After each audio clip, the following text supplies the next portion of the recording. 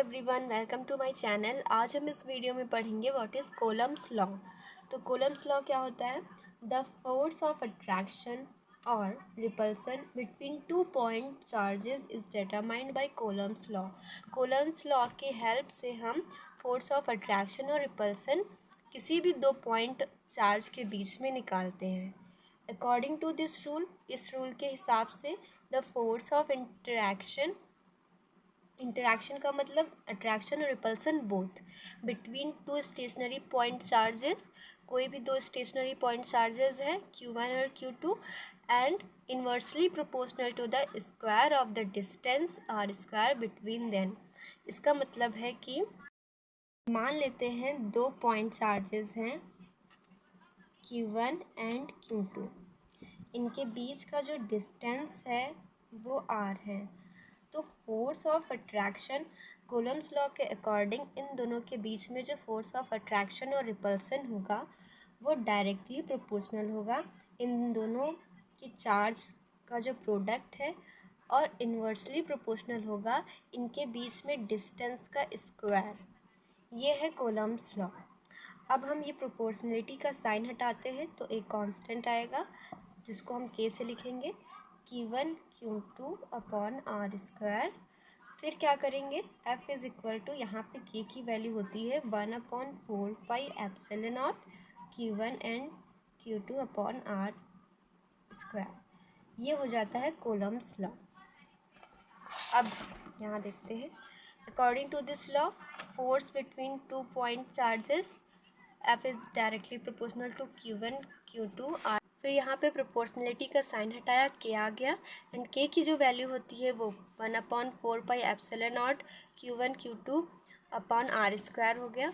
यहाँ पे जो एप्सिलॉन नॉट है उसको बोलते हैं permittivity constant of free space और vacuum, and its value is 8.85 into 10⁻⁻12 coulomb square per newton metre square.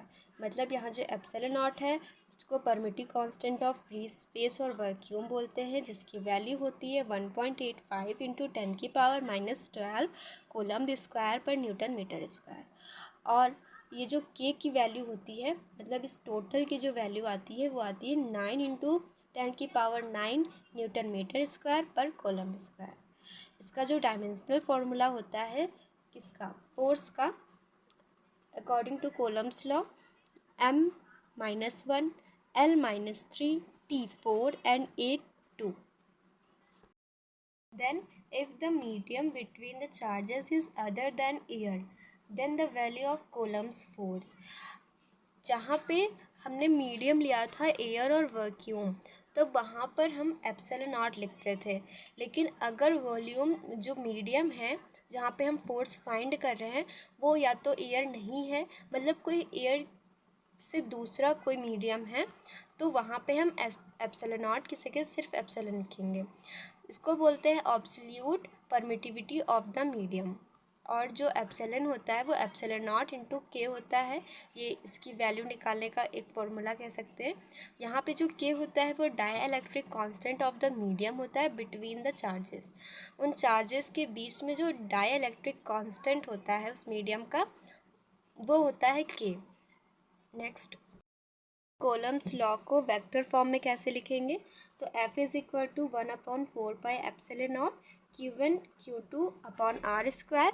यहाँ पे आर कैप क्या है, is a unit vector along r cap जो है वो डायरेक्शन बताता है, तो ये वेक्टर फॉर्म है ऑफ कूलम्ब्स लॉ। तो ये था व्हाट इज़ कूलम्ब्स लॉ। अगर वीडियो हेल्पफुल हो then subscribe my channel and press the like button.